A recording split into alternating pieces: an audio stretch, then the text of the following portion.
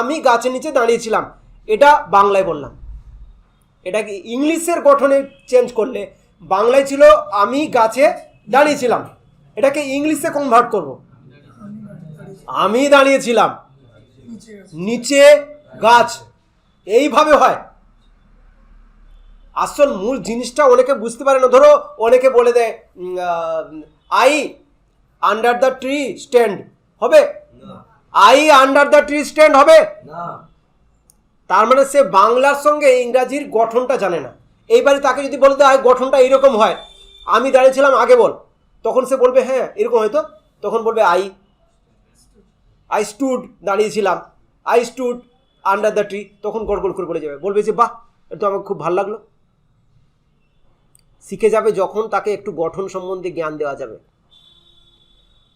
যখন তুমি তোমার নলেজটাকে অন্য কারো কাছে ছড়াতে পারছো, তখন তো তুমি জ্ঞানী হচ্ছ না। জ্ঞানটাকে বিতরণ করলে, জ্ঞানটাকে তুমি যখন বিতরণ করবে না, তখন তোমার জ্ঞানটা বাড়বে।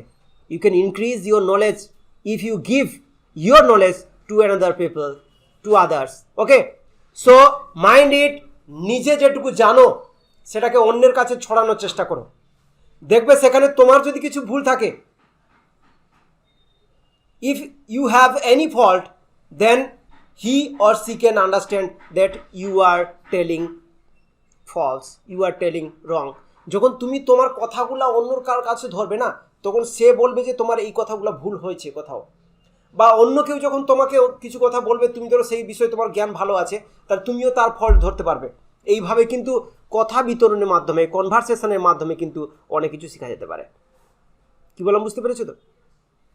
এবার মূল কথাটা হলো, সাবজেক্ট তো বুঝলাম, ভার্ব তো বুঝলাম, অবজেক্টও বুঝলাম, তাহলে স্যার আর কি বুঝতে হবে? এমন তিনটা নিয়ম কি? আমরা একটা নিয়ম হচ্ছে, ওই একটা নিয়ম হচ্ছে কি, যে এস, ভি আর ও, সাবজেক্ট মানে কর্তাটা কোথায় বসে, আর ভার্বটা কোথায় বসে, আর অবজেক্টটা কোথায় বসে, এটা একটা নিয়মে ফেলতে পারি। এটা মূল নিয়ম, এটা আসল নিয়ম, যে কোনো ইংলিশে কথা বলার জন্য এটা মূল নিয়ম। তাহলে আমি বলেছিলাম সাবজেক্ট ছাড়াও সেন্টেন্স হতে পারে, অবজেক্ট ছাড়াও সেন্টেন্স হতে পারে, কিন্তু ভার্ব ছাড়া কোনো সেন্টেন্স তৈরি হতে পারে না। হতে পারে কি? হতে পারে না। তাহলে এই সাবজেক্ট, প্রথমে এস এর কথা জানবো, তারপরে ভি এর কথা জানবো, তারপরে অবজেক্ট কথা জানবো। এসকে আমরা যদি খুঁজে বের করি, এসকে যদি আমরা খুঁজে বের করি, এস কিন্তু অনেক ধরনের হয়। কি বললাম? এস মানে সাবজেক্ট, মানে হচ্ছে ওটা নাউনও হতে পারে। কি হতে পারে? নাউন আবার কোথায় গেল? আবার গ্রামার? না, আমি গ্রামারে যাচ্ছি না। নাউন মানে একটু জেনে নাও, নাম বলা হয়। তোমার নাম রুহুল হতে পারে, তোমার নাম ইরফান হতে পারে, সাদেক হতে পারে, কামাল হতে পারে, উপাসে নাসির হতে পারে, রেহানা হতে পারে। তাহলে এগুলাকে কি বলা হবে? Naming word. তাহলে নাউন ভুলে গিয়ে নেমিং ওয়ার্ড একটা শিখে নিতে পারো। কি বললাম ইরফান? নাউন যদি মনে থাকছে না, তাহলে ওটাকে নাম দিয়ে দাও নেমিং ওয়ার্ড।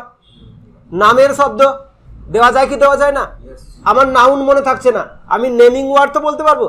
নামযুক্ত শব্দ রাম হতে পারে, শ্যাম হতে পারে, যদু হতে পারে, মধু হতে পারে, রাধা হতে পারে, কোন স্কুলের নাম হতে পারে, কোন স্কুলের নাম হতে পারে।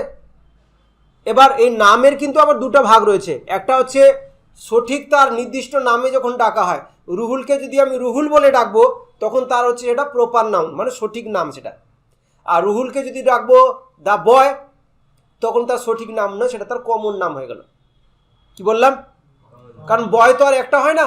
বয় এখানে যতজন বসে আছো ততজন বয়, আর যতজন মেয়ে বসে আছে ততজন গার্ল হতে পারে। কি হতে পারে? মেয়েরা গার্ল হতে পারে আর ছেলেরা বয় হতে পারে। তাহলে দেখা গেল প্রপার বলতে আমার নিজের নাম প্রপার নাউন হতে পারে। আর আমার নাম না বলে আমাকে যদি বয় বলা হয়, তাহলে সেটা কমন হয়ে যাবে। আমার নাম যদি আমাকে না বলে আমাকে যদি টিচার বলা হয়, তাহলে সেটা কি হয়ে যাবে? কমন হয়ে যাবে। কেন কমন হয়ে যাবে? কমন হয়ে যাবে কেন? কমন হবে কেন? কারণ টিচার এই দুনিয়ায় অনেকজন আছে, কি আছে না? বয় এই দুনিয়া অনেক আছে কি নেই, গার্ল এই দুনিয়া অনেক আছে কি নেই, তাহলে এগুলাকে কমন বলা হবে। আর যেটা আমার নিজস্ব নাম, সঠিক নাম, সেটা কি হবে? প্রপার নাউন হবে। যখন আমরা ইন্ট্রোডাকশন দিই তখন কিভাবে দিই? তখন আমাদের নাম বলে আমরা দিই। তো আমাদের নাম যখন নির্দিষ্ট থাকবে না তখন তাকে কি বলা হয়? প্রপার নাউন বলা হবে, মানে সঠিক নামটা। প্রপার নাউনও জানার দরকার নেই, আমার সঠিক নামটা হচ্ছে নিজস্ব নাম। আর যখন আমার নামটা বয় হয়ে যাবে কিংবা স্টুডেন্ট হয়ে যাবে কিংবা টিচার হয়ে যাবে, সেটা কি হয়ে যাবে? কি নাম হয়ে যাবে? কমন চলে আসছে তো, তখন তাকে বলা হবে কমন নাউন বলা হবে, বা কমন নেমিং ওয়ার্ড বলে দিবি, এটা হচ্ছে কমন ওয়ার্ড।